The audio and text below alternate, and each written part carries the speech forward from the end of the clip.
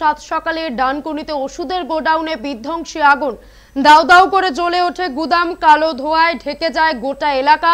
খবর পেয়ে পরিস্থিতি নিয়ন্ত্রণে আনতে ঘটনাস্থলে পৌঁছয় দমকলের একাধিক ইঞ্জিন।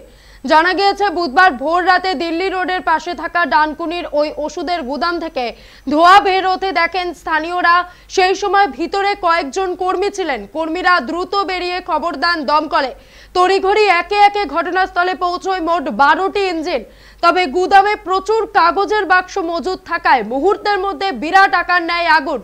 দাউ দাউ করে জ্বলতে থাকে ভিতরে মজুদ থাকা সামগ্রী।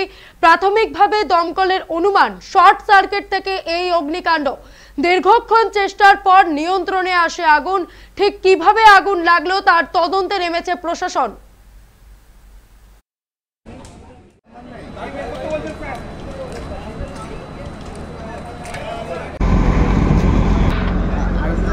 আমি মনে হয় 5টার সময় দেখতে পেয়েছি।